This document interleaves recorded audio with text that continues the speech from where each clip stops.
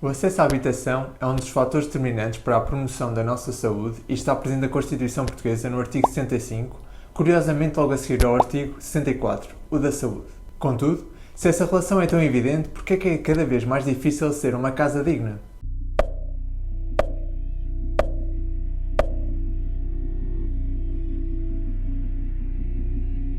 Olá, eu sou o Luís da Habitação Hoje e neste vídeo vamos falar das razões porque é tão difícil ter acesso a uma habitação digna, se é um fator tão importante para a nossa saúde e o que pode ser feito para melhorar o panorama atual. Este vídeo faz parte de uma série que estamos a desenvolver com o objetivo de tornar clara a relação entre habitação e saúde.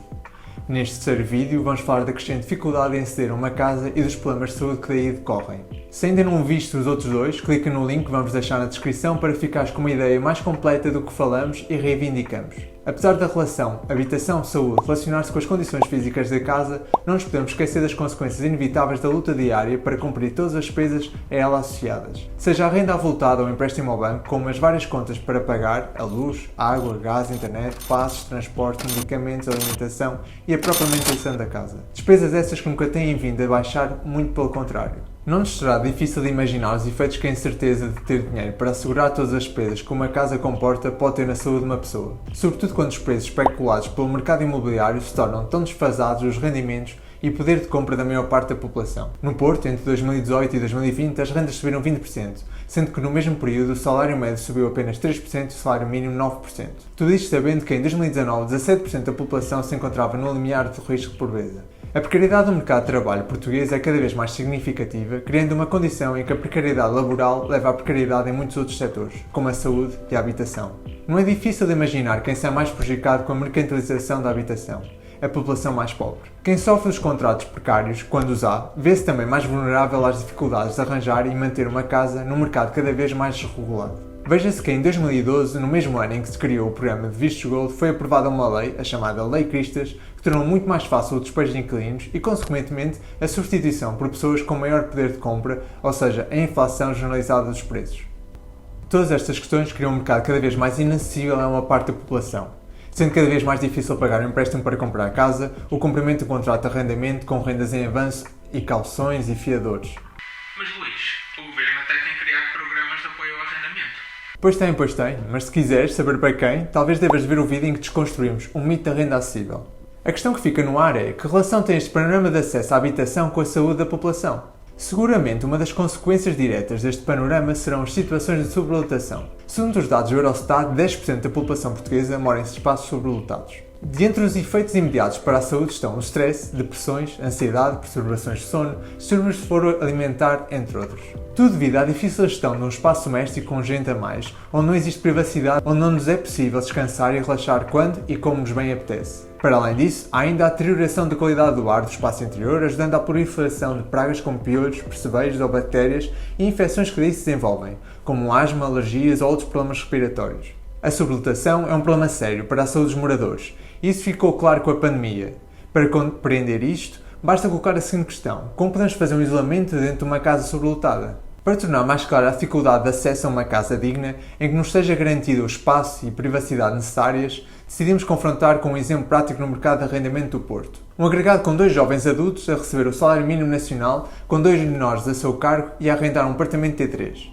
Antes de mais, importa ter presente 2 valores. No programa de apoio ao arrendamento jovem, Porta 65, o valor para o Grande Porto dado como limite máximo de um T3 é de 581 euros. E o que o Estado considera como valor limite dos rendimentos que uma família pode gastar com a renda, a taxa de esforço, é de 35%. Perante os valores de referência das rendas de mercado das diversas freguesias do Porto, os resultados não são nem surpreendentes nem animadores. Em nenhuma das 7 freguesias do Porto, esta família consegue cumprir ou sequer aproximar-se das taxas de esforço indicadas, e muito menos dos valores da Porta 65.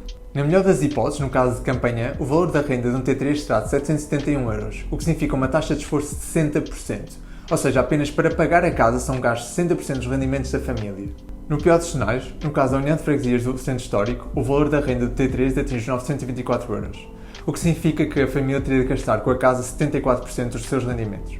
Por esta altura já se percebe como será difícil chegar ao fim do mês com algum tipo de pé de meia, quando a meia é tão curta. Imaginando a quantidade de noites mal dormidas pelo stress e a ansiedade de fazer contas para gerir o orçamento familiar que não estica. Relembramos que apenas estamos a falar do primeiro nível de acesso a uma casa, pagamento de uma renda. Porém, a habitação só por si não chega e a estes valores ainda teremos que somar ou, aliás, subtrair as restantes despesas que permitam às famílias subsistir. Façamos as contas por baixo sem considerar despesas adicionais. Dentre as contas que pesam mais estão as da energia, a eletricidade e o gás. Mas Luís, para isso existem as tarifas sociais. Sim, claro, mas que nada resolvem quando, e como já vimos no primeiro vídeo desta série, grande parte das casas é ineficaz em tirar proveito e manter essa energia. Para além do facto de que só as famílias a receber apoios sociais ou pessoas empregadas podem aceder a essas tarifas. No fundo, quando existem estes apoios, o Estado financia um consumo de energia, sem garantir um retorno no que toca à melhoria efetiva do conforto térmico das casas. Mas, em vez de resolver o mal pela raiz, financia os lucros privados da oitava eletricidade mais cara da Europa e o quarto gás mais caro da Europa. Tudo isto tendo em mente o seguinte: o poder de compra dos portugueses a nível europeu é o 24º e os lucros das empresas do setor de energia batem recordes, ano após ano. No entanto, para as nossas contas consideramos os valores indicados como consumos médios mensais de gás e luz do nosso agregado, 107 euros. Quanto às despesas com água, e segundo a média no Porto em 2019, 22 euros. É aqui importante fazer uma ressalva. Este valor contrasta com outros valores do país, os 45 euros na Trofa, os 42 em Santo Tirso ou os 40 em Vila de Conde. Porque estes valores? Curiosamente ou não, todo esse top 3 das águas mais caras do país é gerido por privados, estando o Estado a deixar a gestão de bens e serviços tão básicos e essenciais como a água e saneamento nas mãos de quem pretende lucrar com os mesmos, estando o resultado à vista. Por fim, acrescentamos as despesas mensais mínimas, os passos de transportes públicos para apenas 2 zonas, o mínimo 60 euros, as telecomunicações 54 euros e ainda o valor médio mensal gasto por cada família em alimentação, 563 euros. Contas feitas, numa situação em que ambos os adultos têm um contrato de trabalho com os respectivos 14 meses de rendimento, algo que nem sempre acontece, o saldo final com que ficam ao fim do mês, no melhor cenário, campanha, é 322 euros negativos. No pior dos casos, na União de Freguesias no Centro Histórico, o saldo fica nos 475 euros negativos, mais da metade do salário mínimo. E de novo, estes são apenas as despesas mínimas. Se a situação já é má, agora imaginemos juntar outras despesas essenciais, como medicação, lazer, cultura ou educação. Só no Porto, quando comparamos o preço médio da renda de um apartamento e os rendimentos médios dos agregados, vemos que apenas 25% da população consegue aceder a um T2 com as taxas de esforço recomendadas pelo Governo.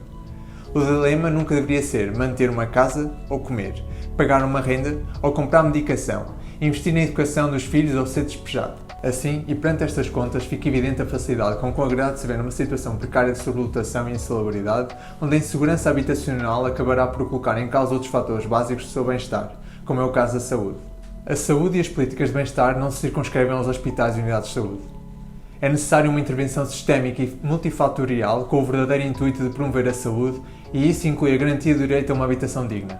Assim, perante tão evidente e sintomática relação entre uma habitação digna e estável e a qualidade de saúde da população, é essencial reivindicar a resolução do problema da habitação de baixo para cima, priorizando os que mais precisam, pois está visto como a população mais pobre se vê presa a um ciclo vicioso, onde a sua condição económica afeta todos os aspectos da sua vida, seja no direito a uma casa ou à sua saúde. O aumento do parque habitacional público, inclusive através da utilização do património devoluto, com rendas calculadas de acordo com os rendimentos das famílias e não a partir de variáveis que tenham os valores de mercado como referência. É também essencial que os agregados que já tenham uma habitação pública possam permanecer em soluções dignas à medida que o agregado vai crescendo, porque não pode ser o Estado o responsável de colocar as famílias em sobrelotação. Mas também é importante reivindicar a nacionalização dos serviços essenciais. É evidente a necessidade de controlar os preços de bens essenciais como água, luz, gás, combustíveis e telecomunicações.